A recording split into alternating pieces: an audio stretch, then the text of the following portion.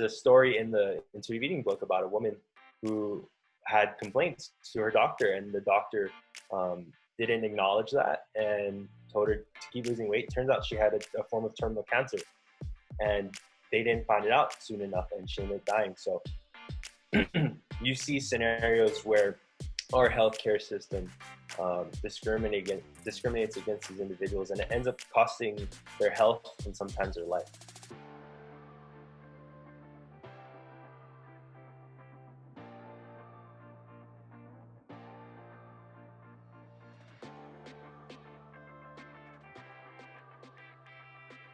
Hey everyone, welcome back to A Different Perspective. We're here again with Davin Lau, and today we're going to be discussing the last two principles of the 10 total principles of the intuitive eating framework. How's it going, Davin? Going good. Really excited to dive into these two today. Yeah, this is a really, really good one. I think it's a great intersection between both Davin and I's experiences, and it's a really great conversation for anybody who is exercising and eating for health in any form. So Davin, let's go ahead and recap the three principles that we discussed last week.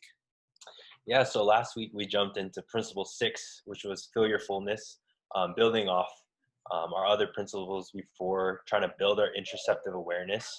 And then we moved on to principle 7, which was cope with your emotions with kindness. So we kind of delved into the emotional aspects within eating. And how to navigate those things. And then we jumped to principle 10, and we're going to hit 8 and 9 today. But 10 was honor your health with gentle nutrition. So we talked about what are some principles that we can use to intersect with our relationship with food, but also trying to intersect with the idea of what does good nutrition encompass, and then where to add that into the skills you might be building right now. Awesome. So yeah, with that, let's go ahead and dive into principles 8 and 9. So the very first principle is number 8, respect your body.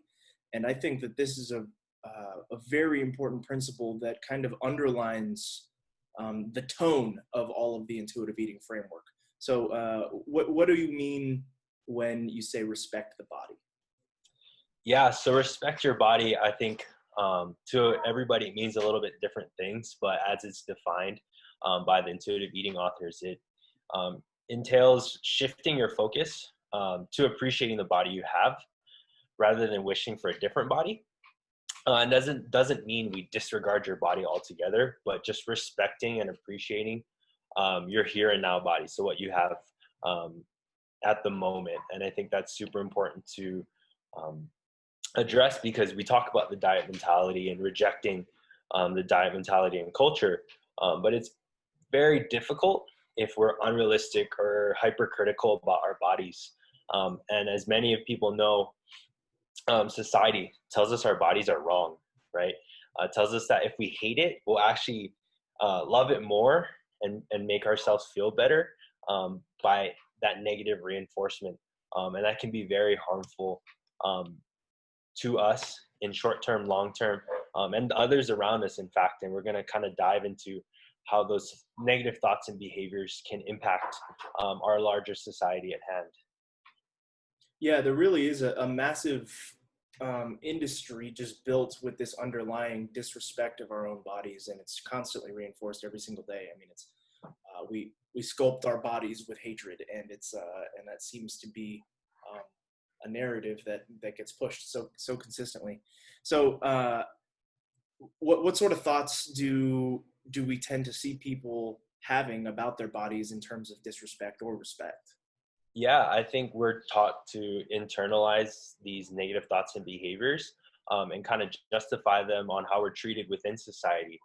Some things that behaviors or consequences of those thoughts is sometimes we blame our bodies for other people being mean, right? Being treated poorly in that sense, and that message being reinforced all around us. And we'll dive into what examples that might be. By and virtue, we police our bodies too, right? We make sure it's acceptable to society to avoid judgments that people may place on us that are weight stigmatizing. And another one is, engaging in performative eating for the expectation of others. So kind of dieting because everyone else is dieting, or eating certain foods because it's socially acceptable. Um, and these are all symptoms of the real issue at hand, which is stigmatizing weight. And then fat phobia, it's everywhere really. And some examples of that is in our healthcare system, which is harmful, and we'll talk about that. In our schools, so growing up, the examples, and to the people we see in the pictures in the books growing up, and what do they look like, or the characters that we see on TV, how are they portrayed in their larger body or thin body potentially. Places of worship is an interesting one, so it's ingrained within spiritual culture. The media, obviously, social media, grocery stores, interestingly enough, the beauty industry, fitness industry, and family and friends. So it permeates pretty much everywhere. That's a short list of everything that where it could be. But just to kind of pick those out and think to yourself, like, wow, where are we stigmatizing people in larger bodies, or where do we have phobias around fat people? And it's pretty much everywhere, as that list shows. So what, when you had started learning about this, for me, when you had started discussing some of these items with me, the social media aspect of fat phobia was the one that stood out to me the most. What about you? I mean, when you started learning about all of this, what was something that was shocking to you about how permeable this idea really is? I think it's how the phobia that occurs and the discrimination that's a result is very implicit, right? We don't notice it necessarily. In some aspects, in some settings, it's very obvious. A couple things stand out to me. First is the healthcare portion, and how it stigmatizes people in larger bodies. They receive actually poor healthcare as a result, and we'll talk about a couple examples. The other one is just in general society. One example that comes to mind is like chairs. When you think about chairs with arms, it kind of creates a standard for like what a body size should fit in that chair, and it makes people feel very uncomfortable. Mm-hmm. So even like airplane seats, clothes, roller coaster rides, all these different things in society that your body type should fit this standard, it's actually really discriminatory. And to kind of see how that affects people in larger bodies, how can we make those things more accessible, right? There are lots of other forms of discrimination that occur, that we'll talk about. Just a couple that come to mind is just disability, race, gender, very common ones. But to kind of add this one into the mix, and let people be more aware of the implicit biases we might have against people. Yeah, definitely. So you talked about the stigma is compounded in for other people who are basically other than white. It's other than race. Other races are definitely stigmatized in a different way, because a lot of the healthcare systems have revolved around a very white-centric population in terms of body size, body image, and all of that. I mean, we'll mention this a couple of times, and have mentioned it a few times before, but the body mass index, you had mentioned it was designed a few hundred years ago, or a couple hundred years ago, by a mathematician looking to study specifically a white population. So, and now we use that globally, all over the world. So what are some other factors that compound it, or what are some ways that we see people of color or different races or different genders even being discriminated against? Yeah, we see it in our health policies. With people in larger bodies, we can look at health research and look at BIPOC individuals and disparities within health. And Black, Indigenous, people of color, that's what BIPOC stands for. So you'll hear me reference that term, just to kind of encompass a big group. So these individuals face lots of stigmas: their race, disability, gender, maybe their age even. So that intersectionality with weight and health, we see these individuals face all these stigmas at once, some more than others, and some more permeate in their environments. So I think decreasing the barriers that they may have and the stigmas they have to access to education, healthcare, because all the places that I mentioned are places where they can face this stigma on top of other stigmas they face. And it happens a lot in the workplace, in society, it happens actually with more frequency than age discrimination and gender discrimination. Hmm. Um, there are some within employment, we have policies to avoid discrimination based on those factors, but nothing regarding weight, right? So an employer might not hire you or think you're hardworking because of the biases we have against people in larger bodies. So just bringing awareness to that is new for a lot of people. It takes a lot of deconstructing. I think we've been conditioned to kind of talk about weight loosely, to kind of assign moral ability to someone's body size. And I think stripping that away really allows us to rehumanize individuals, especially because we know people in larger bodies are typically people of color, um, just based off of a lot of socioeconomic factors. So kind of rounding that in together and really thinking about, okay, is weight a good indicator for a person's abilities, and is weight a good indicator for health? And most times those answers are no. Right. Yeah, there's even a huge movement in I think in the book, in the intuitive eating book, it even references a few places that people and social media pages that are starting to try and break that barrier down. There's one page, I think it's called at Fat Girls Who Hike, and it's a very, very loving page, and you go on, and it's very positive, and it's just women who are hiking, and it's just that kind of thing that I think is needs to continue to permeate. So when we discuss stigmas against those types of things, what does weight stigma? How does it usually look? How does it sound whenever we hear it? Because we might not even know that we're hearing it. Yeah, it kind of delves into the realm of microaggressions. And I think as I go through this list, and listeners might say like, ooh, I do these things and I feel shameful, or like, is this bad? I used to do these things myself. I think the education system reinforces these ideas. The healthcare system reinforces these ideas.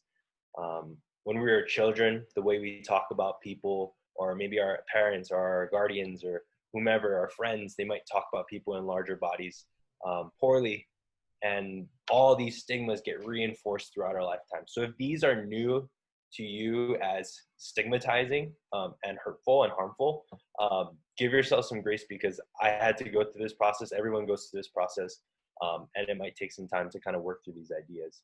Yeah. But what it might look or sound like is being teased for your size or shape, receiving negative comments about your weight from anyone, so that includes health professionals, complimenting someone on their weight loss, which is very commonplace for people, and they think it's a good thing, but in reality, it's very harmful.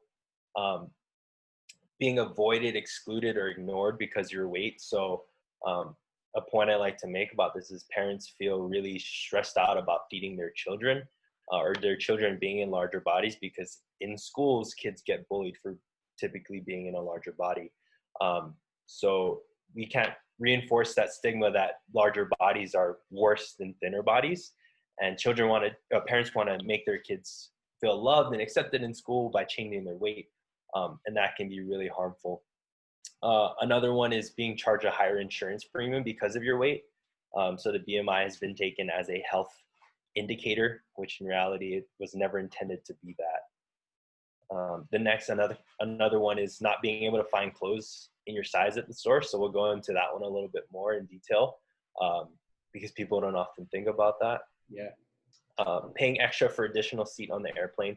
I've seen this happen quite a few times. Being denied healthcare because of your size. So a lot of medical procedures require individuals to be a certain weight, certain BMI, and that's stigmatizing. Yeah, absolutely. I was going to talk about it later on, but I mean, you brought up the idea of BMI. That is something that I think I think the world is starting to recognize how useless it really is as a diagnosis tool and all of that. With body mass index, I think it's really, really harmful as an idea, and I think that a lot of people are starting to understand that because of its lack of applicability across populations. And for me specifically, my body mass index, I actually just calculated it before I looked on here. My body mass index is 31.1, which would be considered obese. And even when I wasn't technically considered obese, I was at 20, I think like 29 my typical average is around 29 to 31. So that, I mean, and I know that I'm not obese. And even if I was, it really wouldn't matter too much because I feel great and I feel healthy and all of that. But I bring that up because Kaiser Permanente used to send me emails about my body mass index 3 times a week. And that was actually, even though I knew internally, okay, this body mass index number doesn't mean anything. The fact that I'm getting emails from these people saying, hey, you need to lower your body mass index. Hey, you're, being in a larger body puts you at a higher risk for certain things and all of this stuff. I was really deep in competition at that point. I was really deep in a competition diet. I was exercising really hard, and that did not help. That did not make things any easier, even though I was, all things considered, pretty healthy, maybe aside from the mental aspect of dieting. I was extremely active and, I was enjoying my job and all of these other things, but this was a constant external reinforcement that it's not enough, so, and it's even, it's supposed to be, it's meant to be well intended, but it's executed poorly. And there is no way to, to really make BMI useful. And I don't know why it's still used. So just wanted to make an aside about that. Yeah, it's difficult when we have used this long-standing measure of health, but we also have lots of others that are better indicators of an individual's health. They did a study, and individuals who actually had a higher body mass index, kind of more in the realm of obese in a larger body, actually was more resilient to disease and had better health long term. So kind of that paradox, and you have some authors who've written books about it's called the obesity paradox.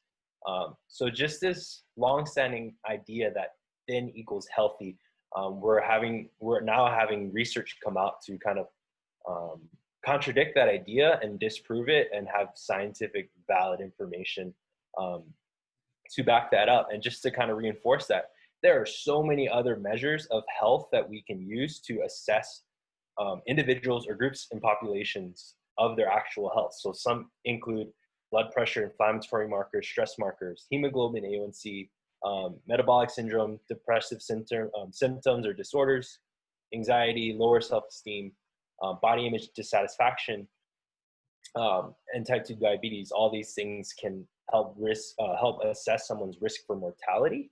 And we can also measure these things, right? So I mentioned some mental health things and self-esteem and body image dissatisfaction. We now have validated assessments to look at those measurements. So we can assess these things through questionnaires, and those give us better indications of someone's health relative to nutrition or exercise or risk for mortality than BMI, because BMI is just height and weight. And that doesn't tell us a whole lot, but these other indicators tell us a lot more about someone's health. Yeah. It's actually really interesting that weight stigma can increase biochemical markers. And I think that it's an indirect result of the fact that our cortisol goes up because we're stressed. And cortisol specifically can create many of these issues even without weight stigma. So like the increase in blood pressure can come from cortisol. The increase in inflammatory markers comes from cortisol. Stress markers, cortisol is the stress marker. So all of these are a result in upregulation of cortisol, and that happens in all sorts of areas of our life. And then we just add that one extra piece of being constantly judged for our size, and then that makes things worse. So it's actually really incredible to me that, in a bad way, that weight stigma really can have a true negative health effect, because it's ideal. It was supposed to be, weight stigma was supposed to increase your health because you're trying to be thinner, you're trying to reach that ideal. But now we're realizing slowly that it's making things worse, much worse. So and it causes so many more issues than it's trying to solve. Totally. So yeah, there's another idea that I think is sort of related to that, and it's the misdiagnosis and avoidance of healthcare services. Can you talk a little bit about how people can be misdiagnosed and the avoidance of healthcare? Do people avoid healthcare and are then misdiagnosed through that way, or are people avoiding healthcare because of their weight? What's going on there? Yeah, there are countless stories of individuals in larger bodies going in for healthcare and being discriminated based on the size of their body. Um, Providers will tend to ignore underlying issues and kind of revert it and reduce it to the idea that if this individual lost weight, their healthcare issues would go away, right? A common example I hear about, someone in a larger body has a sore knee, or might need knee surgery. And part of what they're prescribing, other than maybe medication or physical therapy, is weight loss, right? We prescribe weight loss, even though we know it doesn't work, and we're not truly trying to understand and relate to the individual, the patient at hand. And we kind of reduce it to this thing. If you lost weight, all these things would go away. Your health would be so much tremendously better. And people in larger bodies don't want to hear that, because they've tried to lose weight, maybe for some people since they were very young. So they know that doesn't work. And just the way they are treated in the healthcare setting, oftentimes, when I was younger, the first thing you do when you go to the doctor's office, they throw you on the scale, right? And then they put you on a chart and say, like, you're either good or bad or normal or not normal. Mm-hmm. And that kind of stuff can be very traumatizing from a young age for someone who's always lived in a larger body. And to repetitively be exposed to that trauma, individuals would rather just bypass that altogether, and not be told that you're not trying hard enough, you just need to lose weight, because they know that's what they're going to get when they go into the doctor's office, and just refute it altogether. What the real underlying issue, they may have actual diseases that are going misdiagnosed altogether. There's a story in the intuitive eating book about a woman who had complaints to her doctor, and the doctor didn't acknowledge that and told her to keep losing weight. Turns out she had a form of terminal cancer, and they didn't find it out soon enough, and she ended up dying. So you see scenarios where our healthcare system discriminates against these individuals, and it ends up costing their health and sometimes their life. Yeah, it's so scary to me that this idea has permeated into the way that we treat people in saving their lives. It's definitely upsetting. And that whole idea of prescribing weight loss is inherently related to the concept of fat phobia, and we are scared of being particularly fat. And there's reasons for that, but I don't think that they're no longer very well justified as a result of all of this research. But in order to understand why it's no longer justified, can you talk a little bit more about what fat phobia is as a concept? Yeah, so it's a form of prejudice against larger bodies. So, larger bodies as an individual can mean different things to you based on your exposure. I think there are individuals and portions of society that are insulated from reality. So an example of this is social media.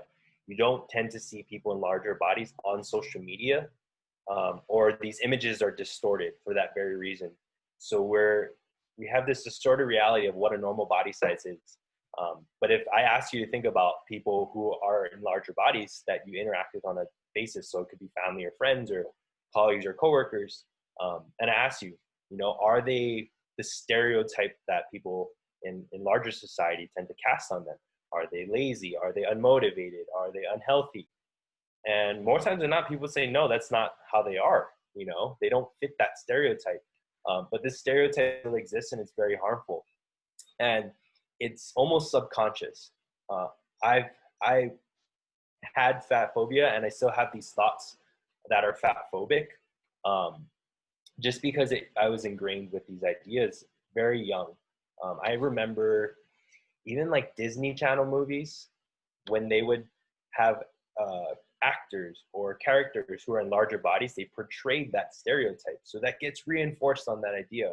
Mhm. So when I did see like a larger person in the street, it would be casting judgment on them. Um, and then also this idea of complimenting people for losing weight. I think that's become very commonplace, but it's actually super harmful because it objectifies an individual's body or bodies in general, and it implies that some body sizes are better than other body sizes, which is super harmful. And it might come from a good place and not be malicious intending, but realize that's what you're doing, or other people do to you when they compliment your body size. So I think, quick solution to that is to stop it altogether, but it's understanding that it's harmful to the larger part of society. Yeah, and the recognition of it is powerful too, and understanding that just because somebody's lost weight doesn't necessarily mean that was a good thing either. And because there's another example in the book of one patient that Evelyn had, that they discussed with another patient about how she was envious of another patient for having lost weight, and it turns out that that other patient had been undergoing chemotherapy for months, and chemotherapy can cause very rapid weight loss, but in an unhealthy way, and that with no context is a positive thing somehow.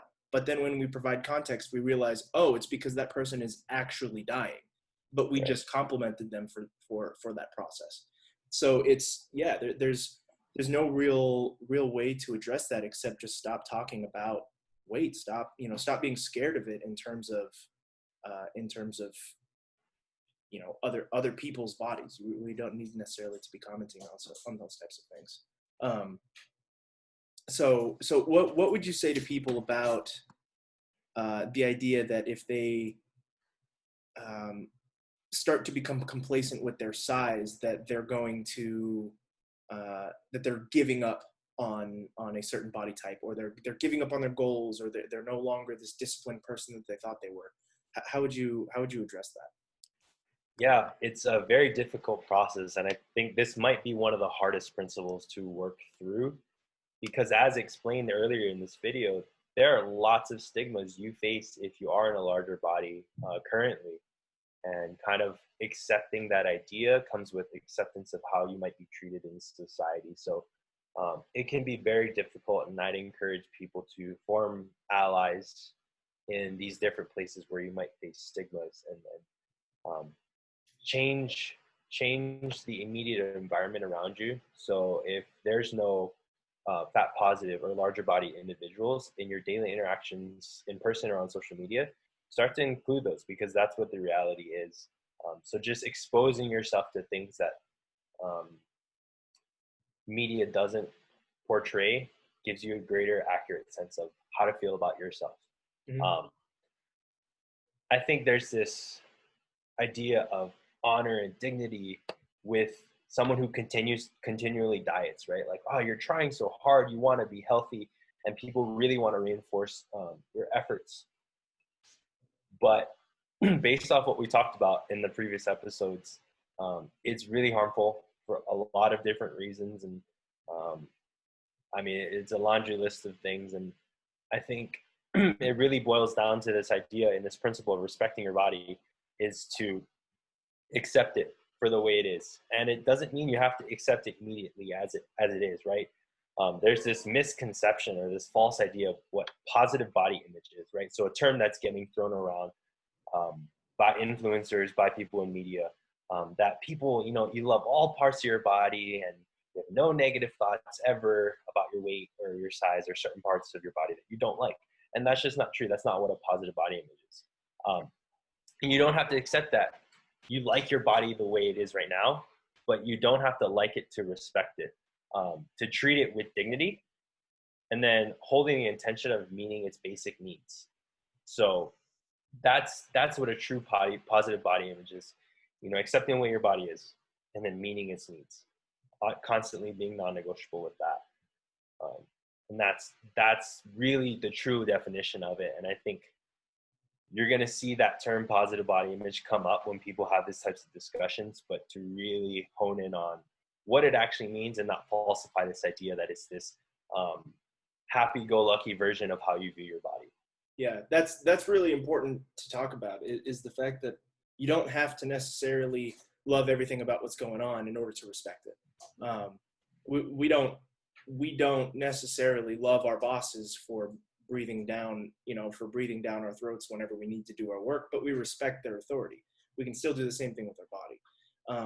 And on top of the idea of treating itself with dignity, there's a striking point to be made about the way that we treat other items, other living beings, and other people, but then we sort of refuse to do that with ourselves. One example of that that was really powerful for me, because I'm a huge animal lover, and that's the idea that if you've got a pet, you very likely treat that pet, especially in America. Our culture is very pet centric. You tend to treat that pet like a family member. You treat them, you try to get them the best foods, you take them for walks whenever you think that they need it, you exercise them, and we feed them appropriately, and we groom them all the time.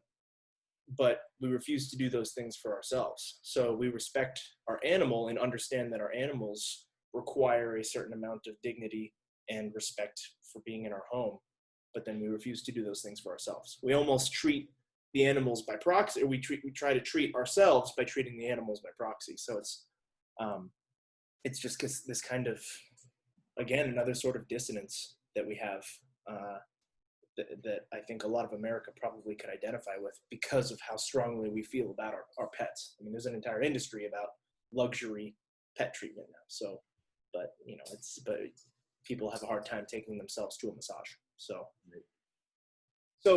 when it comes with that point of respecting your body, how do we respect our body? I mean, it's a very vague question, but how do we respect our body? Yeah, just like how you would respect anyone else or anything else, is by giving it what it deserves. So that could be ensure your body's fed, to ensure that it's treated with dignity, to dress it comfortably in a style that you like.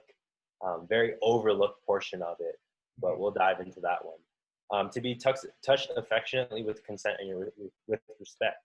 I think when you start to intersect people's identity with their body, it kind of intersects with this idea of being lovable or being cared for by other individuals. And I think that's a minimum for people when treating your body with respect, and to be moved comfortably to an extent that is possible. So, everybody's bodies deserve these things regardless of its size. And unfortunately, the message that we are relaying within society is that your body only deserves this when it looks like this. And if it doesn't look like this, it doesn't deserve these things. In actuality, it deserves suffering, right? You should suffer to get what you deserve. But these are the basic needs we have as human beings and are entitled to. So I think treating it with respect and dignity includes these things. Yeah, let's dive into the idea of our clothing. So that one was actually really striking to me, and that there's this commonly occurring idea in a lot of diet fads that say to throw away your oversized clothes because you're going to change the way that your body looks. And it's the idea that, like, you don't deserve to be you only deserve to fit in these smaller clothes. You don't need those bigger clothes because you're going to get to that other body. And that is very frustrating, because that's not comfortable. And then that adds more of that psychological stress. And it sort of requires us then, if we throw away those clothes, it requires us to chase that ideal. So when we say buying clothes to feel comfortable and dressing to be comfortable in our body, that really means at any time. So what is it about clothing that we can improve upon whenever we're kind of talking about our personal respect? Yeah, I'll definitely acknowledge first that it is a privilege to be able to have the financial resources to purchase new clothes. So, if that is something you have a privilege of doing, I would encourage you to do this. If not,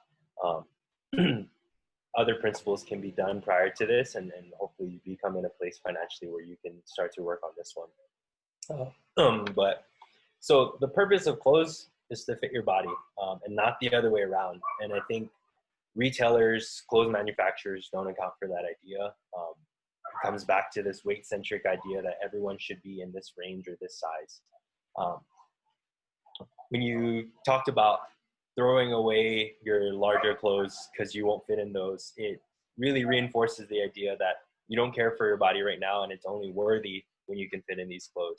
And that's a powerful message to say, especially when we know that most individuals, if not all, 95% will regain that weight within 5 years. So just kind of a perpetual cycle within dieting. An interesting statistic, and I asked a friend of mine, and she thinks is actually higher, but 67% of American women wear sizes 16 and up. And the majority of clothes available in retailers only go up to size maybe 12 or 14. It depends on the place, right? And furthermore, it kind of alluded to that different stores cater to their clientele or the people they want to shop there and change the numbers to make them feel better about themselves. So at one place you might be a number size that makes you feel good, and then another place that same size is higher.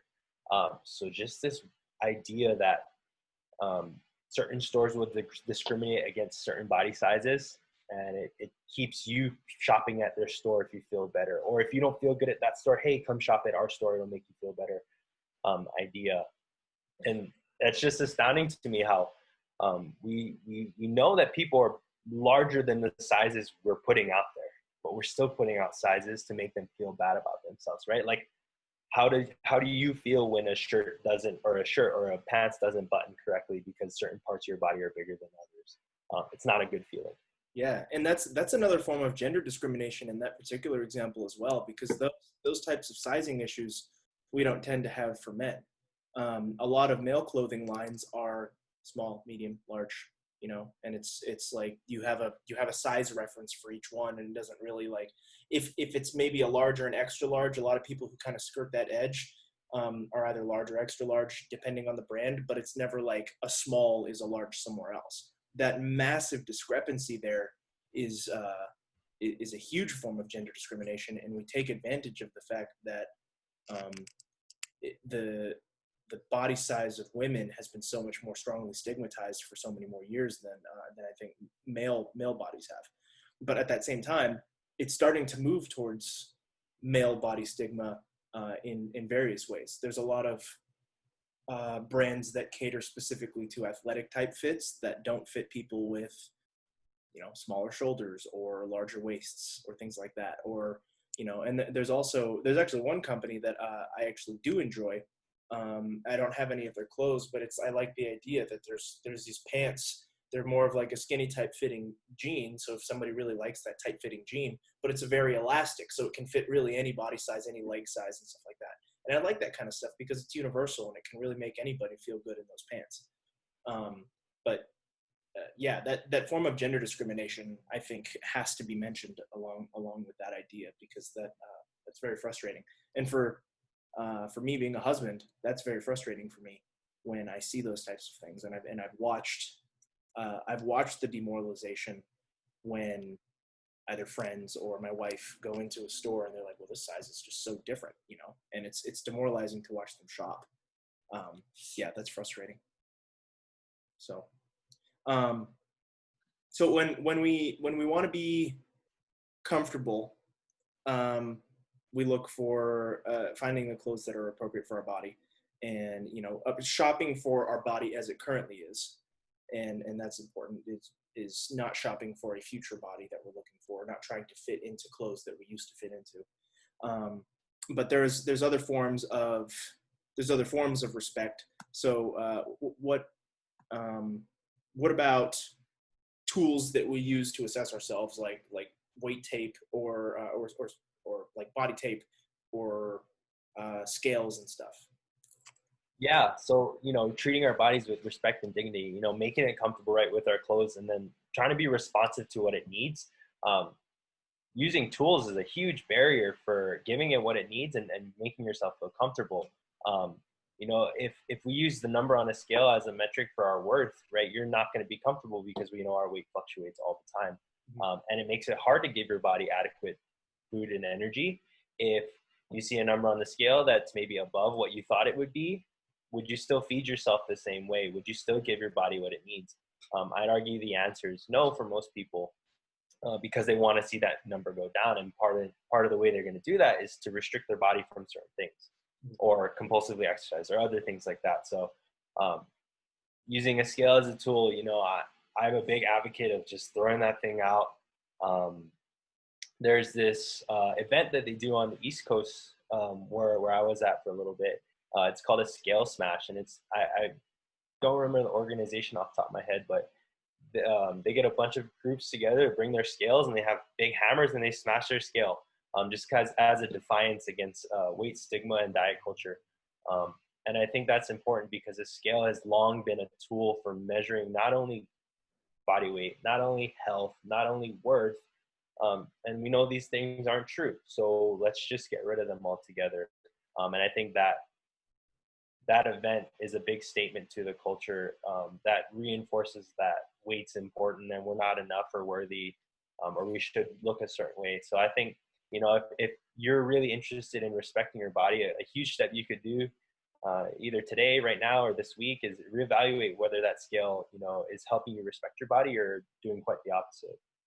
Yeah, that's a really powerful statement too. The symbology of destroying something that you use to oppress yourself.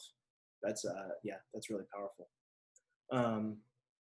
So moving on, what about are there other tools that we use to kind of assess ourselves?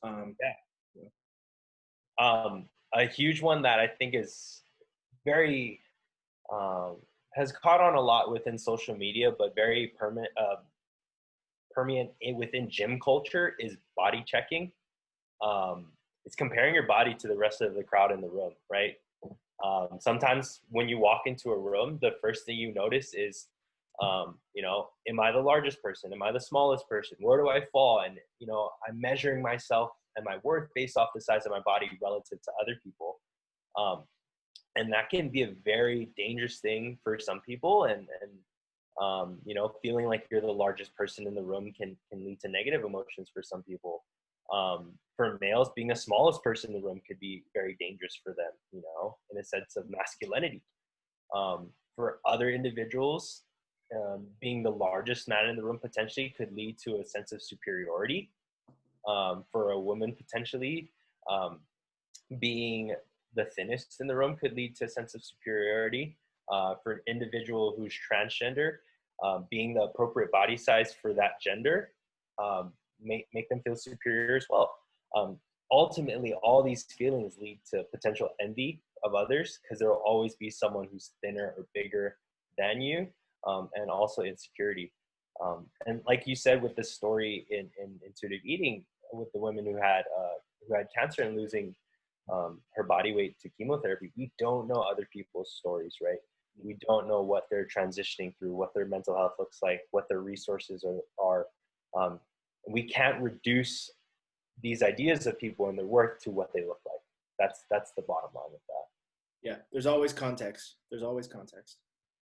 So, so what about like the idea of weight loss or body comparison to yourself, maybe like for a wedding? A lot of people will try to achieve a particular body or try to lose weight or something for a wedding, and then they always have that image there to look back on for decades. What can the effect of that be, like that weight loss for events? Yeah, when you think about big events where there are going to be pictures taken, where there are going to be close friends who maybe you haven't seen in a while, or family members who might judge your body, this idea that we can disrespect our body, not give it what it needs, so that other people will respect us for our body size. That's the idea behind someone looking a certain way for an event. It's natural to want to look your best according to society. So weddings, like you said, class reunions even, like I haven't seen you in a while, and the first thing people are going to notice is potentially your body. And that idea with looking thin is equal to looking good, right? Looking good has a certain um, shape and size and things of that. But in reality, that'll lead to more body checking. So using tools like the scale, using tools like a mirror, using tools like checking other people within a room. And that perpetuates what we talked about earlier in weight stigma, harmful for health, harmful for people's psychology, um, and so on. And, when I talk to individuals about, oh, I have a wedding coming up, or I want to look really good. I'm like, I hear you, but there will always be an event in your life, some awards, some ceremony that counts as a legitimate reason to diet. There will always be that permeating feeling that you feel. Yeah. Yeah. And Life doesn't just stop when you've achieved your weight. exactly. And I try to direct individuals to feeling, comfortable rather than self-conscious at the events, because if you focus the event on what you look like, odds are throughout the entire event, you're going to feel self-conscious. Like, how do I look? Things of that nature, rather than actually being comfortable and enjoying your presence there. And I think other people would rather invest their energy back into you if you invested your energy into maybe your qualities, your intelligence, your listening ability to other individuals, and ability to enjoy the event, engaging in meaningful conversation rather than being at a wedding where you didn't enjoy any of the food, any of the camaraderie with your friends or family. You focused on your body the entire time, and it wasn't meaningful to you. So when people approach me with that situation, I can definitely empathize and be compassionate to why they might want to look their best, but try to put it all in context on like, hey, here's the reality of what you're going to take away from this event the next week, a year from now, 5 years from now. Yeah. Yeah, that's the point of there being always an event. That's so true. I mean, it's never, yeah. I mean, especially at our age, specifically for those who might be, in their mid to late 20s, early 30s. This is the time everybody's getting married, and if you're worrying about this for 4, 5, 6, 7 years straight when all of your friends are getting married, I mean, that could really develop into something more distinct. So ultimately, I think that the main point here, it's something that kind of underlines or underscores everything here, is the idea that we just really need to stop body bashing ourselves and other people. So can you talk a little bit about body bashing and what that really means? Yeah, we talked about the food police and the egos within our head about how we talk to ourselves. It's People find it surprising how negative the thoughts about they have about their body are. Potentially looking in the mirror at themselves and talking about different parts of their body that they are dissatisfied with, and it kind of triggers us to feeling increasingly dissatisfied with what our body looks like. Yeah. And these are all events that trigger these feelings, right? Maybe going and shopping for new clothes or like walking into a gym triggers these emotions about how dissatisfied we are with our body. So I'd encourage people to kind of lean into those feelings and ideas about why you might feel that way. Either avoid these triggers altogether or try to work through them, because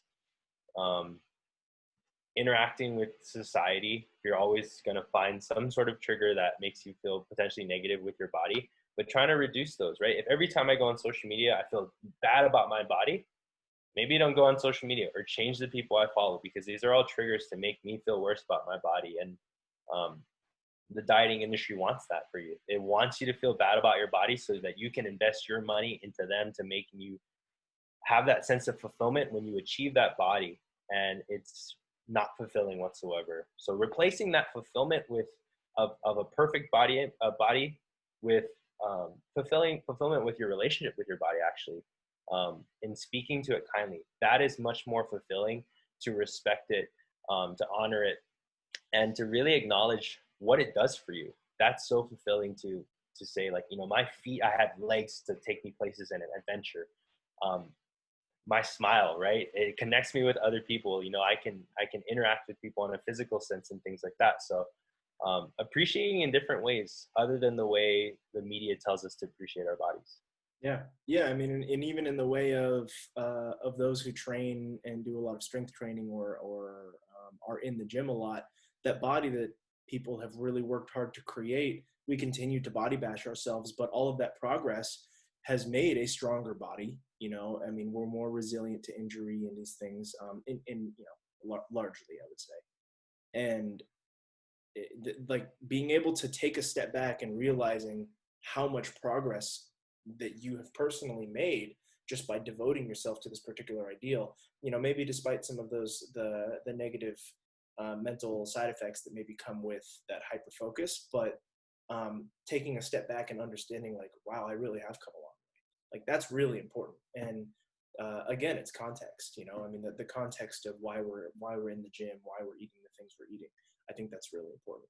So we really need to like. I mean, the whole point of this. I mean, this has been spent almost this whole time discussing really just this main idea of respect, and ultimately we need to respect the variation that exists between our own bodies, between ourselves and other people's bodies, and not beginning to categorize one particular shape as being dominant over the other, and uh, and starting to understand that because everybody has a different shape, we can respect each of those different shapes for different reasons, and but they all are deserving of that ultimate respect. Yeah. So yeah, to your point about respecting, all different bodies, um, you'd be surprised how diverse bodies are within the athletic context.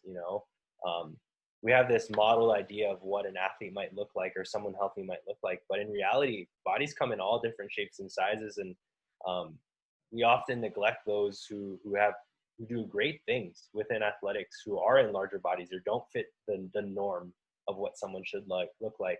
And all the more power to them. I think it's awesome that um, they acknowledge that they don't fit the mold, but they put themselves out there to do things and that anyone can be capable of doing, and they're a living testament to that. An example I think that comes up often that I think of is, professional athletes in the off season, they might gain weight or they might change their body type, and um, the media really likes to harp on them and make it a big issue, that their bodies changed. But in reality, we're seeing, people in larger bodies doing amazing things. Offensive linemen in football are so awesome to see. If you saw them on the street, you might not think they're all too athletic, but they can move, right? You have different athletes from different sports who accomplish amazing things. And I think when we only focus on a select athletes who look the part, I think you really neglect the actuality of spectrum that bodies come in even normal day life, but then also in athletes. Yeah, true. One that comes to mind for me is powerlifting athletes. It's historically been a sport that's considered grungy, considered highly masculine, very aggressive. But now that with the advent of social media and people seeing and the advent of the fitness movement as a whole, and the idea that resistance training is really for everybody, we're now starting to see more women getting into powerlifting, and weight classes for powerlifting athletes starting to become diversified. Like we're no longer just seeing 300 plus pound athletes and then everybody under 300 pounds. Those are the two categories we have. Now we're seeing the different weight classes representing the different types of bodies that people really have, and the different genders that can enjoy the sport, because it's not just men, and it's not, so I think that's really powerful. And it's important to recognize that there are steps being made in that way, but I think there's still a lot more to be done for sure.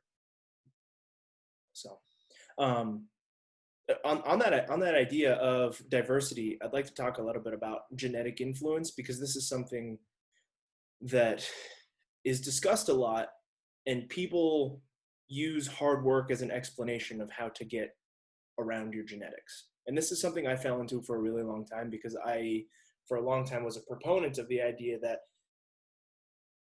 genetics, although it is a manuscript for your body, we've shown that genetics largely influence how the body can initially operate at a high intensity, but I used to believe that we could kind of get around certain things of our genetics by standardizing our behaviors. So if we standardize the way that we ate, somebody could achieve, to some degree, some specific goal that might not necessarily hint at their genetics. Like for me, if I eat a very specific way, I could get a V taper. And then I have done that before, but my body does not want to stay there. My body likes to be a little bit more rectangular, and it took me a long time to really respect that. Can you talk a little bit more about the genetic influence there?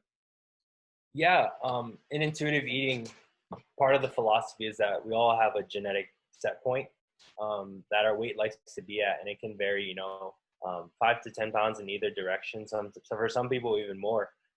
But I think it's important to also acknowledge that there are things we are predisposed to, whether it's positive traits in the health realm or potentially even negative traits in the health realm. And we can't alter our genetics as much as we'd like to per se. They are what they are, and I think part of respecting our bodies is acknowledging that we were given this body with these genetics, and that's just the way it is almost. We've talked about in previous conversations about social determinants of health, and that's a really large component. And there are all these other components to it, and I think to neglect the genetic piece and say everyone can be the same would be super false. An example I use all the time is dogs, right? Just think of the variance in dog sizes and abilities as far as dogs who are fast, dogs who can swim, dogs who can jump, dogs who maybe don't run as fast, but they're really strong.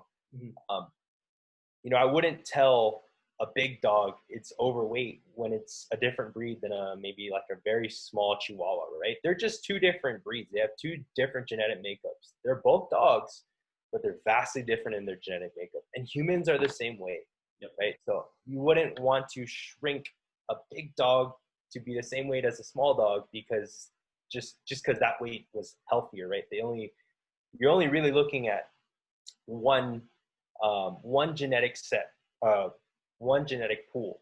But when you encompass all of them together and you say, okay, humans are one group, but within humans, we have all this genetic variance, okay?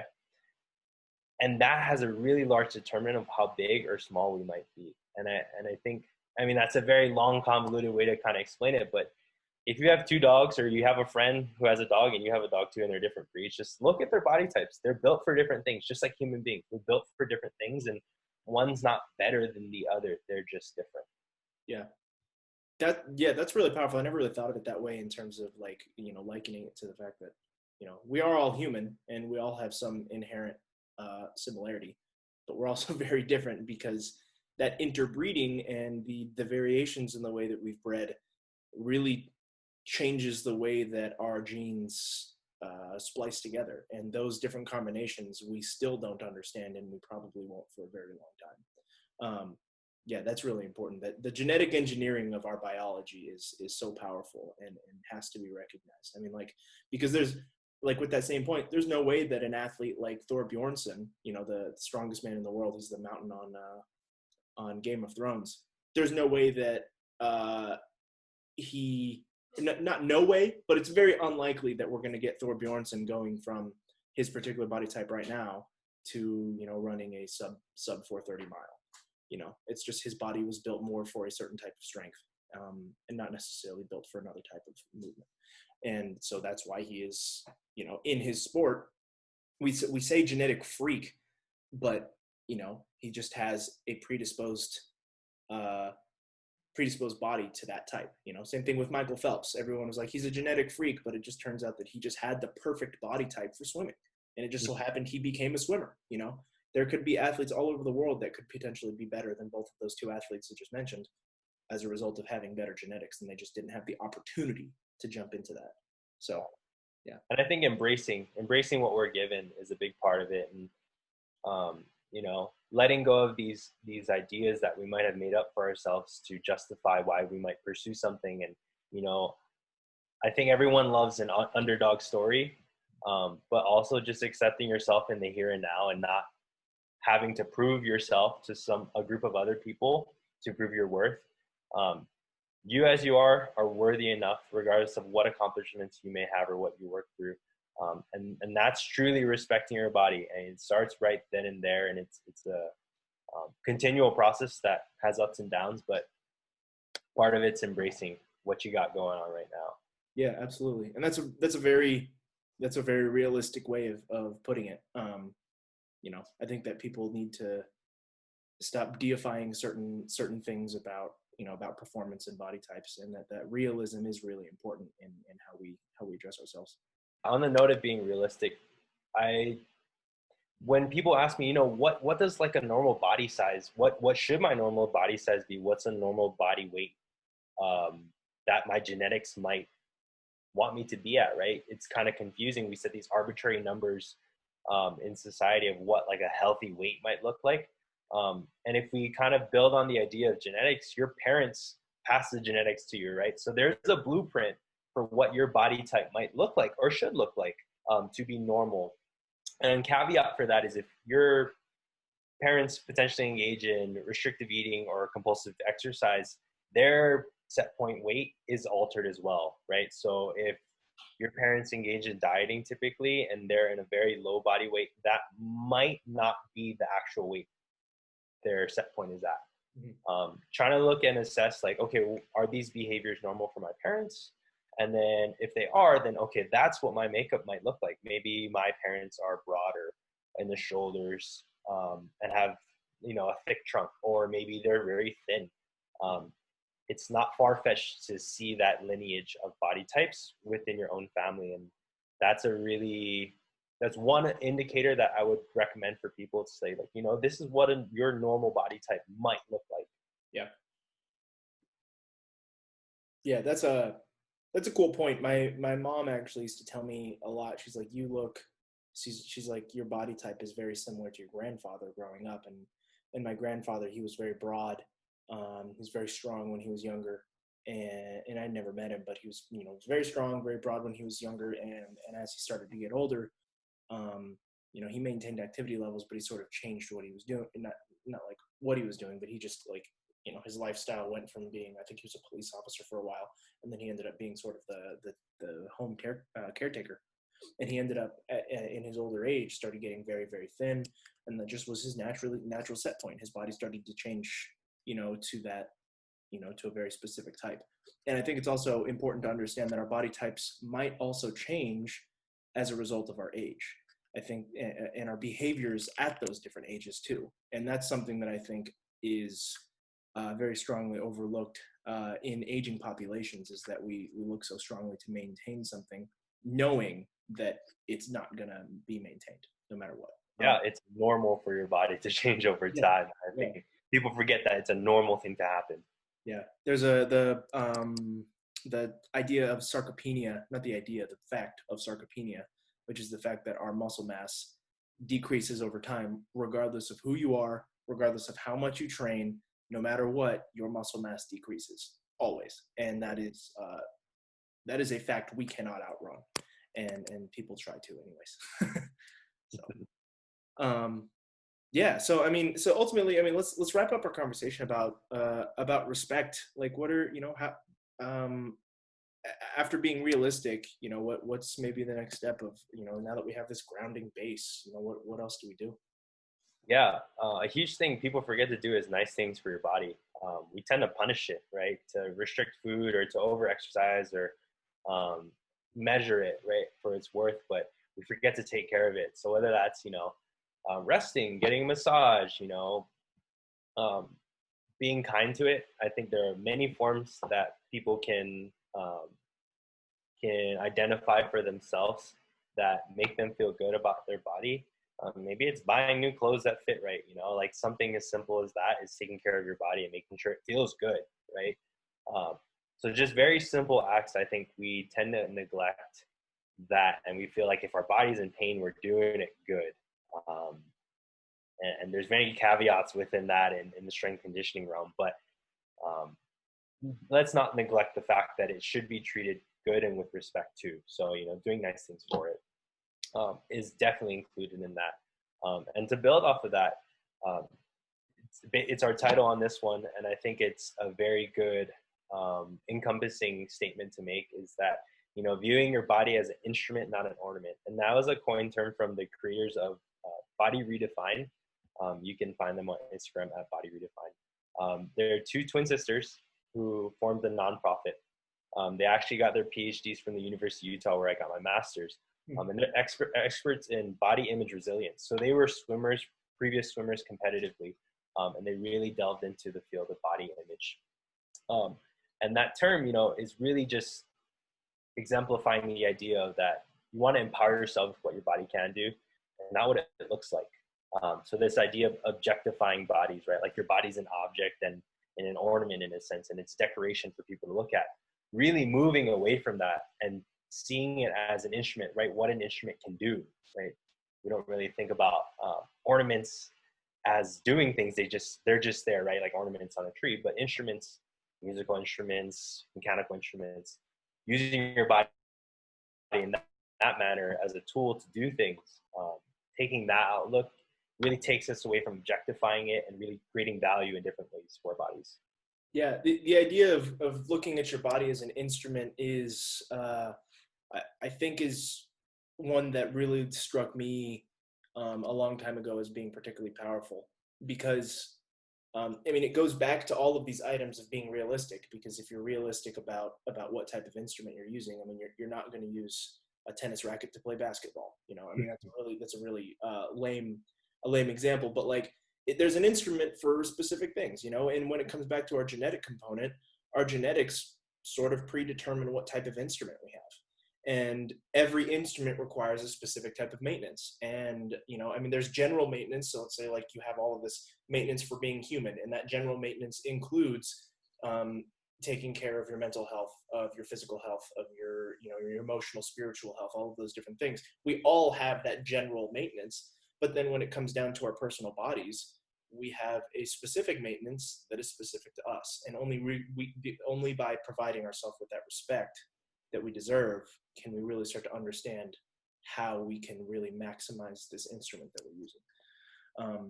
And the idea of our body as an instrument is more than just physical. It's important in a spiritual aspect. There's a large number of philosophies and religions that sort of use that idea that our body really is an instrument. And that is, for me, the most powerful way of looking at it.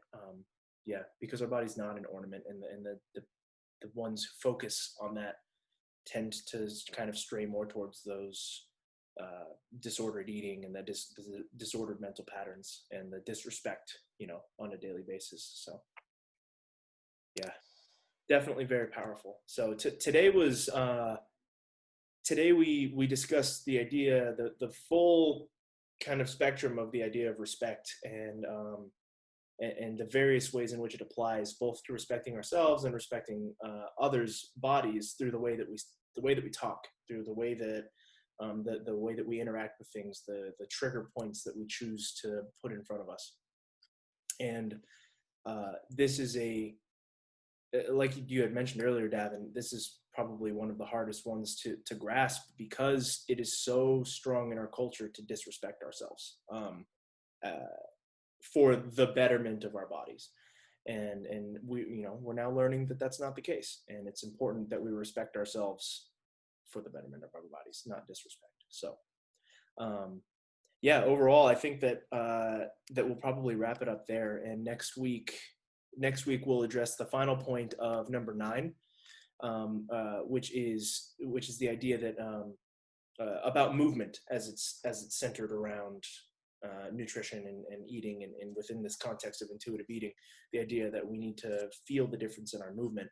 And there's a lot of recurring themes in intuitive eating that translates to this point, and I'm really excited to talk about it, because it's the idea that you can kind of move through movement intuitively and respect your body through moving, and you don't necessarily have to fall into this stigma of you hate yourself so you exercise. Well, why can't you exercise and love yourself at the same time? So really excited to talk about that one next week. So. Yeah, it'll challenge a lot of thoughts people have about exercise, and I think it'll actually benefit a lot of listeners in being eager to move again and not have this envy or struggle with exercise. And I think this is a big one, and Cole, you're gonna have a lot to add to this conversation with your expertise, and looking forward to talking about that next week. Yeah, absolutely. All right. Well, thank you very much, Davin, and thank you all for watching, and we will see you in the next one. See you.